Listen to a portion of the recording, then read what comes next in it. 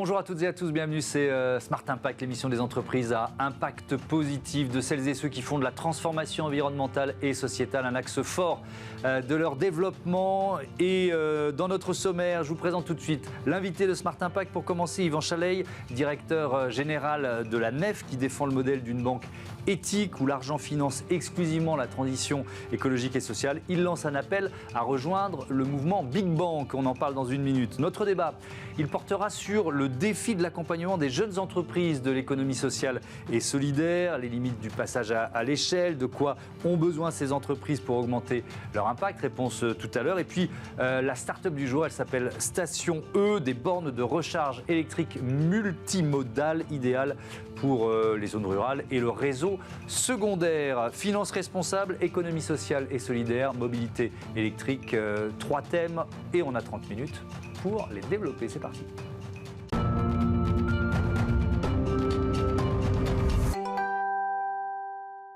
L'invité de Smart Impact, c'est Yvan Chaleil. Bonjour. Bonjour. Bienvenue, vous êtes le directeur général de la NEF qui existe depuis 1988. Est-ce qu'elle est née déjà avec cette idée d'une banque différente ?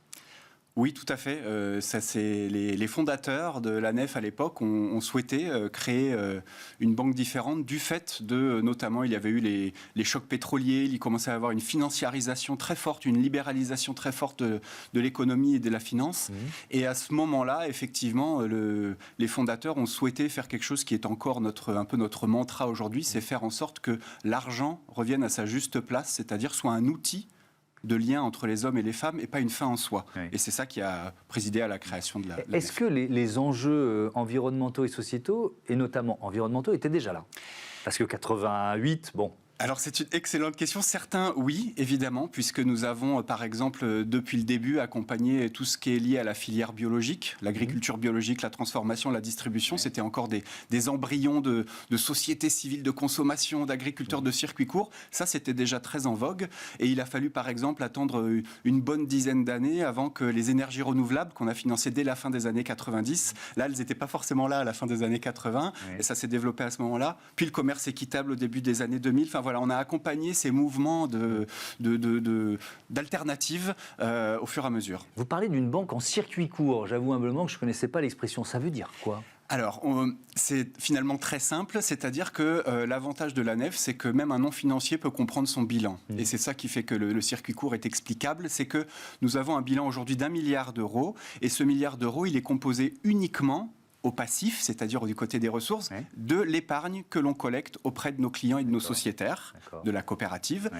Et cette épargne sert uniquement à une seule chose, c'est à faire du crédit. C'est-à-dire que c'est la mission originelle de la banque, finalement, que l'on fait vivre à la NEF. Et il y a aujourd'hui 75% de cette épargne qui est utilisée en crédit et le reste est en trésorerie, le temps que ce soit utilisé en crédit. Donc c'est finalement un circuit court de l'argent, on ne prête que ce qu'on collecte. D'accord, c'est super simple effectivement, même moi j'ai compris. Oui. Imaginez quelques chiffres, la NEF, je l'ai dit, existe depuis 88, 120 salariés, vous venez de nous dire 1 milliard d'euros de bilan et vous venez de nous le dire aussi, 750 millions d'euros d'encours de crédit, tout ça se reconnecte, 10 000 prêts accordés depuis la création de la NEF. Alors en préparant l'émission, j'ai trouvé comme ça, il y a des marques quand même, des success stories accompagnées par la NEF, Biocop, la marque de basket Veja, les tablettes de chocolat et café éthiquables qu'on a reçus ici également, ou le fournisseur d'énergie verte Enercop. Quel est leur poids commun ? Est-ce qu'ils ont un modèle économique qui correspond finalement à vos valeurs ? Eh bien, disons que la NEF, comme je vous le disais, c'est vraiment un outil et donc finalement, elle est là pour répondre à des besoins qu'il y a dans l'écosystème de l'économie sociale et solidaire. Et finalement, en 2003, quand Ethicable vient nous voir, ou en 2004, Veja, au moment de la création, vient nous voir, eh bien, ce sont des structures qui, à un moment, ont envie de fonctionner en mouvement coopératif, ont envie de fonctionner avec une idée de commerce équitable, ont envie de travailler à une reconnaissance de la partie production et aussi du consommateur. Et finalement, ils viennent voir une banque qui a à peu près les mêmes valeurs. Et donc, on les a accompagnés depuis la création. Vous parliez aussi de Biocop. Ils se sont créés en 86, nous en 88. C'est-à-dire qu'on a grandi ensemble. Ouais. Et voilà. Et on les accompagne. C'est vraiment la banque de ces mouvements. Évidemment, on parle de l'économie sociale et solidaire. Mais est-ce que vous regardez quand même leur rentabilité potentielle ? C'est-à-dire que c'est intéressant. On pourrait se dire, bon, de toute façon, on finance et puis voilà. Sauf que, est-ce que vous vous dites, non, il faut qu'on finance des idées, des entreprises qui vont être les plus efficaces parce que finalement, leurs solutions, elles vont pouvoir se diffuser au plus grand nombre. Oui. Alors, effectivement, d'abord, ce que l'on regarde, effectivement, c'est qu'avant de s'occuper de la rentabilité économique, on s'occupe des critères éthiques. C'est-à-dire qu'une entreprise, aussi belle soit-elle au niveau de son équilibre économique, si elle ne rentre pas dans des critères écologiques, socio-culturels, on ne la financera pas. Donc, c'est vraiment le premier point. Et ensuite, évidemment, comme c'est bien l'épargne de nos clients et sociétaires que nous engageons, ce n'est pas notre argent à la nef, c'est bien l'argent de tous les citoyens, eh bien, on est obligé de regarder que ces entreprises soient rentables. Et il s'avère que non seulement ces entreprises, vous parliez de Biocop, Ethical, Veja, ils existent donc maintenant depuis 20 à 30 ans, ils ont montré qu'ils avaient une capacité à être dans une forme de résilience face à des crises et dans une forme de croissance, mais une croissance dans le bon sens du terme, c'est-à-dire une croissance de l'activité, mais avec toujours un engagement et des valeurs très fortes. Et donc, ça prouve que ces modèles-là sont tout à fait viables avec des engagements forts dès le départ. Vous appelez à rejoindre le mouvement Big Bank. De quoi s'agit-il ? C'est un petit lien avec le Big Bang, qui était donc évidemment le moment où tout a explosé. Tout a commencé. Et la nef est, disons, un peu jeune finalement. Elle a presque 40 ans d'histoire, mais on peut dire qu'elle est assez jeune puisqu'elle est à la veille d'être la première banque éthique autonome et indépendante en France. Alors il faut peut-être expliquer pourquoi vous dépendez du Crédit Coopératif aujourd'hui. Alors on ne dépend pas d'eux parce qu'on a effectivement une coopérative, une entité tout à fait indépendante, mais les régulateurs français estiment qu'une petite banque toute seule dans le paysage bancaire, ça peut faire un petit peu tâche. Et donc il y a besoin d'avoir en quelque sorte un garant, une caution, au cas où une petite banque comme la nef fasse faillite ou ait du mal à faire face à ses engagements.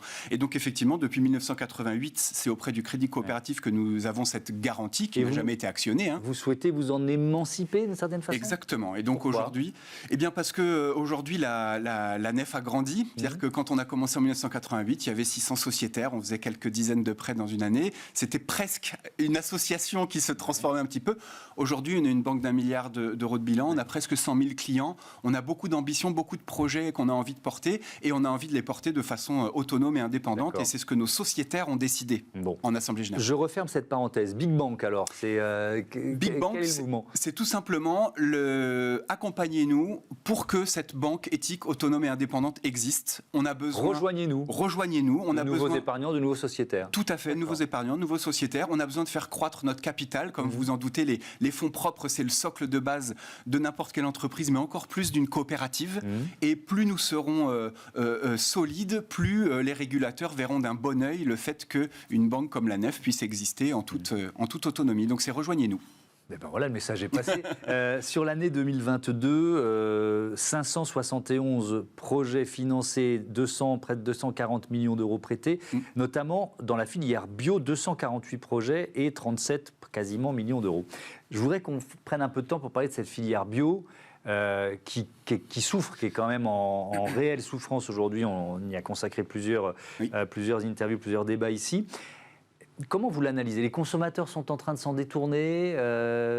C'est quoi votre analyse de ce mauvais moment ? Ok. Alors effectivement, déjà vous avez bien fait de le mentionner. On a toujours été très très enclin à soutenir, à financer la filière bio. Et en 2023, parce que vous sortiez les chiffres effectivement de 2022, en 2023, on a fait beaucoup moins de crédit à cette filière, mais beaucoup plus d'accompagnement parce que des difficultés face aux échéances de remboursement de nos clients. Donc on a été très présent auprès de ces acteurs. On a essayé en tout cas le plus possible de l'être. D'après nous, c'est vraiment multifactoriel. Je pense que certains se disent c'est l'inflation, d'autres se disent c'est la sortie du Covid, d'autres encore qu'il y a trop de labels, on a du mal à s'y retrouver, d'autres qui opposent le circuit court et le local au bio, alors que finalement le bio est celui qui promeut le plus finalement de circuits courts et de projets locaux. Nous, ce qu'on a pu constater, et là je vais parler plus avec la casquette de financeur, c'est qu'il y a eu une très forte croissance, notamment dans la distribution, qui a du coup porté la transformation et la production agricole. Et cette forte croissance a amené beaucoup d'investissements à la fin entre 2015 et 2020. Et finalement, le Covid a été un moment où les choses se sont un petit peu arrêtées et au moment où les entreprises étaient en plein développement et en plein investissement. Et donc, le moment où il faut rentabiliser l'investissement, amortir l'investissement a été un peu dur. Et donc, ça repart doucement, mais c'est sûrement une des explications. Donc, vous êtes plutôt optimiste en disant qu'on est dans un trou d'air conjoncturel ? Tout à fait. C'est votre conviction. Oui, tout à fait. Allez, il nous reste une minute. Je voudrais qu'on parle quand même, vous leur avez lancé un appel avec Big Bank, mais de ces épargnants solidaires, 7600 nouveaux épargnants en 2022, ça a été la même chose en 2023, encore un peu plus? C'était un peu plus de 8000 en 2023, donc on a atteint un peu plus de 80 000 clients aujourd'hui, et dont la moitié sont sociétaires. Est-ce qu'ils acceptent de réduire, de partager leurs intérêts? Enfin, j'imagine que s'ils sont là, c'est parce que la rentabilité n'est pas le premier critère qu'ils recherchent. Tout à fait. La rentabilité de nos produits d'épargne, et on peut toujours trouver mieux ou mieux ailleurs. Ce qu'on leur propose, c'est effectivement d'être, comme on est le seul établissement qui est totalement transparent, on leur propose, quand ils placent de l'argent chez nous, de choisir l'orientation qu'ils veulent donner à leur épargne. Et à la fin de l'année, systématiquement, chaque année, on publie la liste intégrale des prêts qu'on a financés, le nom des personnes, le montant qu'on a prêté, à quel endroit c'est et pourquoi. C'est de leur de dire, votre argent, peut-être qu'il n'a été rémunéré qu'à 1% et à côté c'est 3%, sauf que vous avez cette plus-value extra-financière qui est assez incroyable. On en fait des consommateurs finalement. Ils peuvent voir qu'en bas de chez eux, c'est dans leur coopérative qu'il y a des choses qui ont été financées, et ils peuvent être des consommateurs en plus d'être des épargnants responsables. Merci beaucoup Yvan Chalaï. À bientôt sur Bismart. On passe à notre débat. On va parler encore d'économie sociale et solidaire, l'avenir des startups et des PME du secteur. Retrouvez le débat de Smart Impact avec Veolia.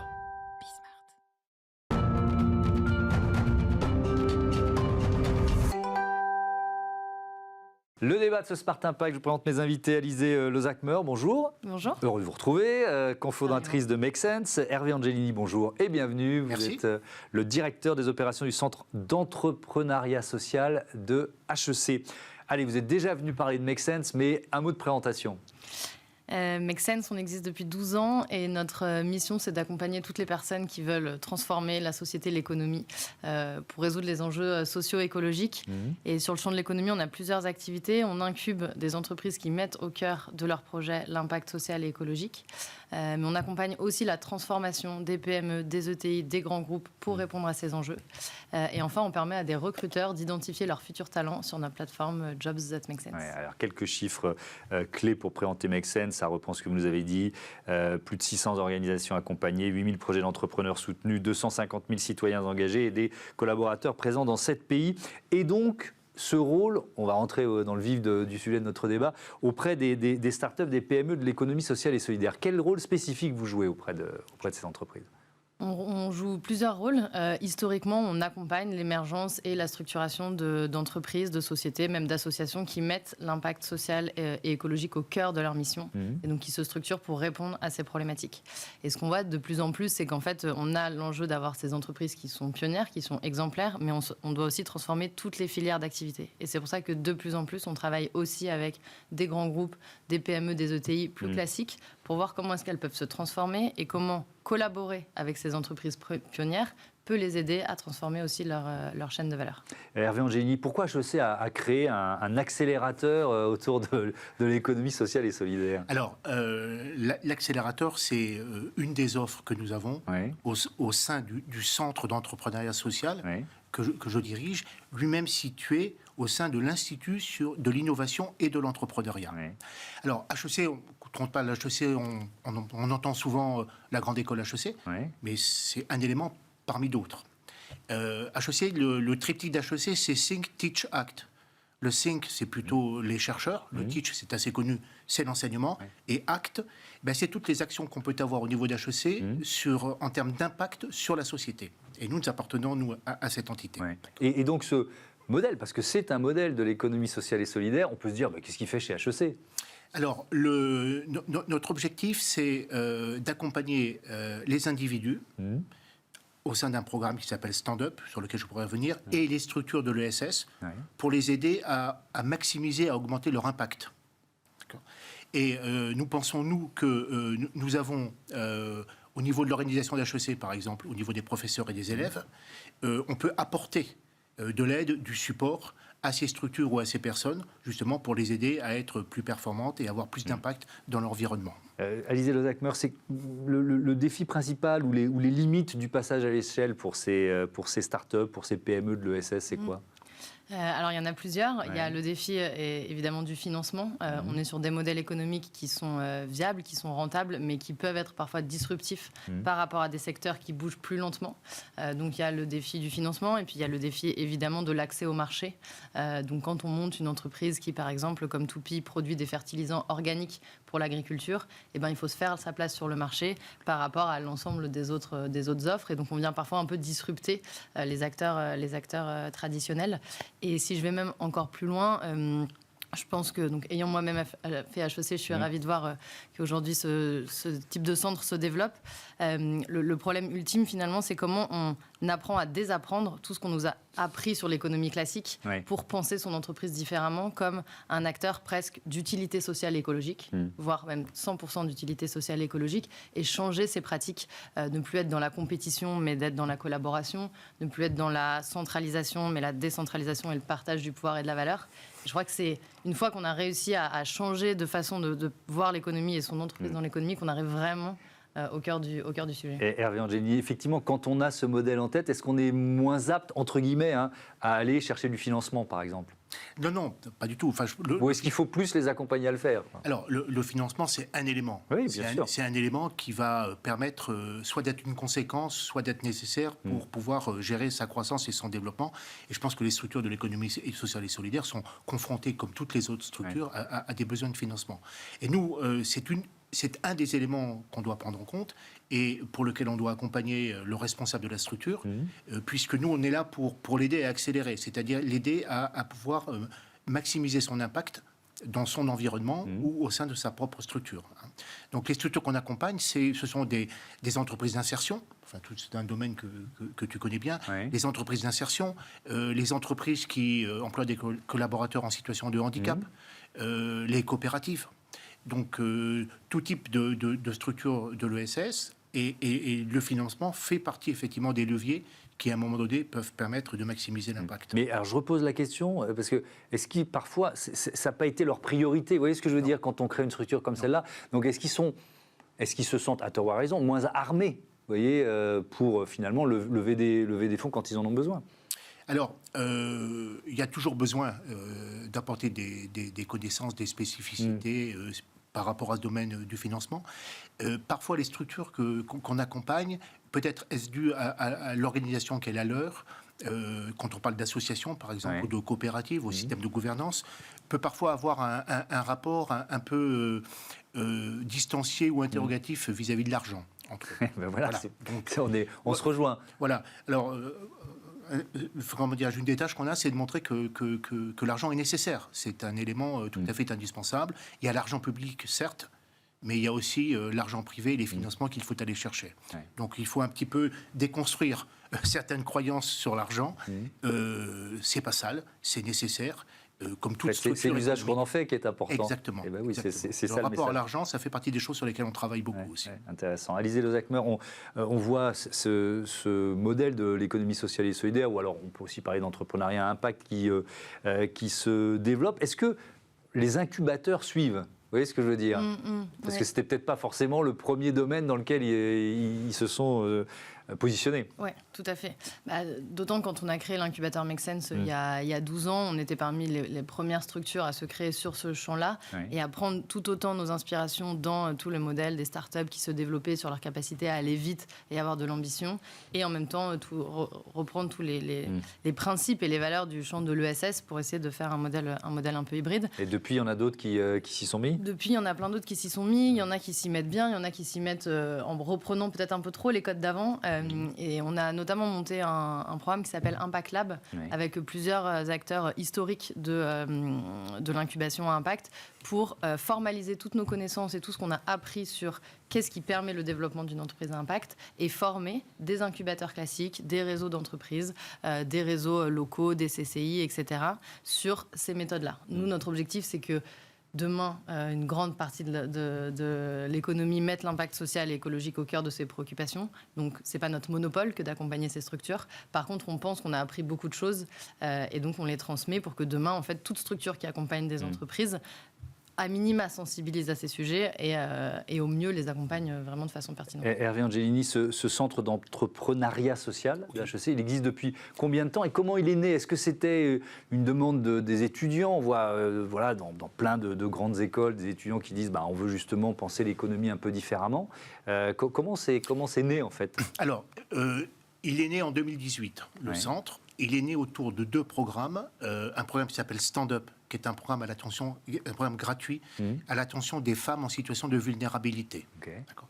Et c'est comment, au travers de l'entrepreneuriat, permettre à ces femmes d'acquérir l'indépendance financière.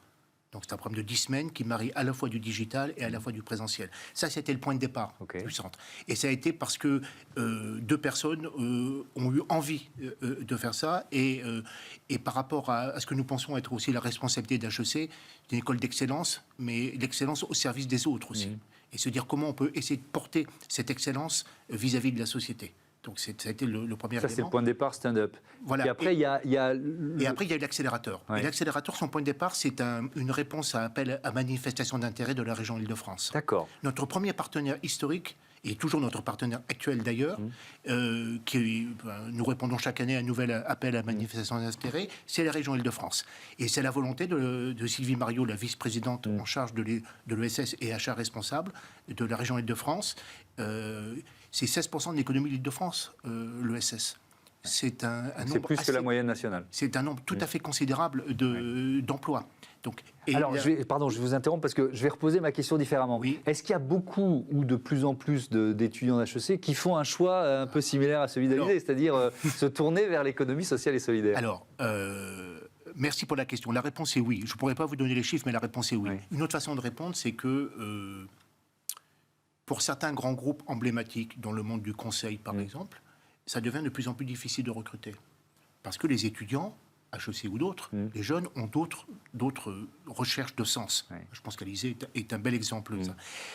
Et une façon aussi de répondre à votre question, c'est de dire que cette année, dans le parcours de la grande école, c'est-à-dire les 400 étudiants qui rejoignent HEC chaque année, eh bien, la première année, il y a l'obligation de faire un stage d'1 mois dans une structure de l'économie sociale et solidaire.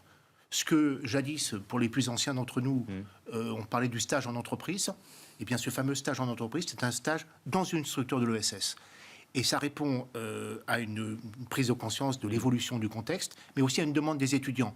Et on ne peut pas imaginer former les futurs cadres de demain qui vont être amenés à gérer de la diversité de fait sans qu'ils soient déjà imprégnés de cela. Allez, il nous reste un peu moins d'1 minute. Une dernière question, Alizé Lozachmer, sur ce guide Entreprendre avec le vivant que vous lancez cette année. De quoi s'agit-il ?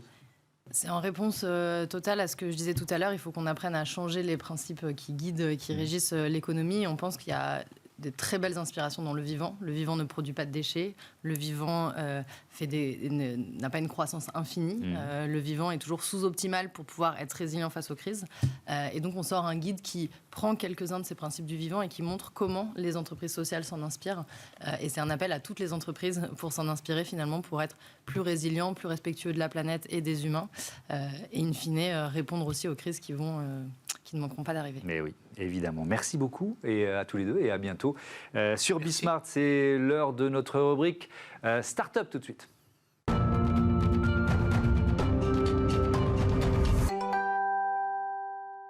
Smart Ideas avec Alain Roland, bonjour. Bonjour. Bienvenue, vous êtes le fondateur de Station E, créé en 2018. Avec quelle idée? C'est quoi Station E? Je voulais d'abord déployer 10 000 stations en France pour charger les véhicules électriques, mais je m'étais mis 2 contraintes. La première, il fallait que ces charges elles soient à un prix très raisonnable, de l'ordre du tiers du prix de l'essence. Et puis de trouver donc un modèle économique qui permette à la fois de déployer ces stations dans les territoires sans que ça coûte 1 centime à la collectivité, et qu'on puisse assurer, donc y rajouter des services qui viennent compenser justement cette charge à un prix très raisonnable. Donc c'est pour ça que vous parlez de stations multimodales. Qu'est-ce qu'on y trouve dans vos stations de recharge électrique? Alors d'abord, on se charge déjà, donc la première fonction, et puis on a des services qui sont plus ou moins ressentis. On rajoute du haut débit. Il y a beaucoup d'endroits en France, y compris dans le très rural où on n'a pas de haut débit, donc on rajoute des technologies de télécommunication et puis des casiers connectés que vous connaissez comme Amazon, Pickup, Vinted, sur lesquels là on a un service ressenti, on vient chercher un colis. Vous avez combien de stations aujourd'hui? Alors aujourd'hui on a pas loin de 500 points de charge en France. D'accord. On en déploie un par jour à peu près. Et puis notre objectif cette année, c'est de dépasser le millier de points de charge et puis d'aller jusqu'à 10 000 stations d'ici 2030. Elles sont situées où? On est forcément en zone rurale, périurbaine où est-ce que vous êtes les plus utiles, quoi, en quelque sorte? Alors déjà, on veut la charge sans y penser. Donc on a un peu un réflexe du plein depuis longtemps. Oui. Nous, on dit, voilà, on ne va pas changer nos habitudes, on va aller faire des courses, aller faire du sport, et on va en profiter pour se charger. Donc on va plutôt dans le périurbain, là où on va avoir des villes de moyenne taille, on va des villes comme à Meaux ou comme à Beauvais, des villes d'environ 50 000 habitants, mais aussi dans des départements comme la Seine-et-Marne, une petite ville de 247 habitants dans lequel on a amené justement des services de haut débit en plus de la charge. Donc, qui sont vos clients? Ce sont les collectivités et puis peut-être aussi, ça viendra avec, quel est le modèle économique? Alors les partenaires, parce que la ville nous accueille. Oui, ça ne lui coûte rien, c'est ce que vous nous avez dit. Même on lui paye une redevance, partage de la valeur. Également des foncières ou des entreprises privées comme les agents Citroën par exemple. Et puis une fois qu'on a fait ça, on vient se déployer pour une douzaine d'années. Et puis, on apporte plusieurs services en fonction de la localisation. On n'a pas besoin de casier partout, on n'a pas besoin de télécom partout. Et en revanche, on met des chargeurs à chaque fois. Oui, et votre modèle économique, c'est une partie du coût de la charge qui vous revient, c'est ça, j'imagine? Pour faire une charge à 36 centimes le kilowattheure pour en gros 70 centimes le litre d'essence, forcément, il faut avoir des revenus à côté. Donc, on compense en fait c'est pas une perte, mais ce manque de marge par effectivement des revenus qui viennent de nos partenaires industriels. Donc, en fait, c'est des partenaires industriels qui participent en fait à la charge pas chère. Cette question du prix, je trouve que c'est très intéressant parce qu'on vient de voir le succès du leasing social sur les voitures électriques. Là, le gouvernement qui a dû fermer le guichet pour toute l'année 2024 au bout de 2 mois à peine, quoi, même pas, moins de 2 mois. C'est quoi? C'est le frein principal le prix de la massification de la mobilité électrique? Le prix de la voiture. Le prix de la voiture, oui, mais pas seulement. Alors, il y a aussi, maintenant, ce que cherche essentiellement la population, l'utilisateur, c'est surtout la proximité de la charge. Ils ne veulent pas aller se charger forcément très loin. Et puis, le prix. Donc, c'est principalement ce qui est recherché par la population aujourd'hui. Nous, c'est pour ça qu'on ne va pas sur l'autoroute. On va essentiellement là où il va y avoir le plus de kilomètres consommés pour, évidemment, pousser toute la population à aller vers des véhicules à 100 €. Tel que ça a pu être mis en place récemment. Avec un objectif annoncé par Emmanuel Macron, 400 000 bornes publiques d'ici 2030. À quel point ça peut être un facilitateur ou un accélérateur pour une entreprise comme la vôtre? Déjà, ce qu'on peut dire, c'est 400 000 points de charge, c'est 4 fois le nombre qu'on a aujourd'hui, et il y aura 15 fois plus de véhicules. Donc on voit déjà que c'est même pas encore assez, il en faudra encore en plus. Et votre deuxième question, c'était à quel point ça a été un accélérateur pour une entreprise comme la vôtre? Pour nous, d'abord, on est dans un grand ère de l'électrique, donc toutes les sociétés, y compris des collègues concurrents, seront portés par cette grande vague de véhicules électriques. On a aujourd'hui à peine 3% de véhicules électriques. Il y en aura 50% pratiquement à 2030. Et c'est ça qui fait que c'est tous ces modèles économiques différents. Il y a l'autoroute, il y a l'immeuble de la copropriété sur laquelle on va retrouver des sociétés qui rendent service aux usagers. Et je pense qu'on ira plutôt, pour conclure là-dessus, on aura une voiture avec des kilomètres comme on aura un téléphone avec des gigas. On va louer une voiture avec des kilomètres, donc on ne paiera plus en fait la charge, puisqu'il y aura des accords entre les constructeurs et les opérateurs comme nous. Et puis vous aurez votre voiture et puis vous irez faire vos 20-30 000 kilomètres partout. Et voilà l'avenir de la voiture électrique. Merci beaucoup Alain Rolland. Merci. Et à bientôt sur Bismart. Voilà, c'est la fin de ce numéro de Smart Impact. Je voudrais remercier Cyrielle Chazal à la programmation et production, Angèle Jean-Girard, le réalisateur, Saïd Mamou au son. Salut.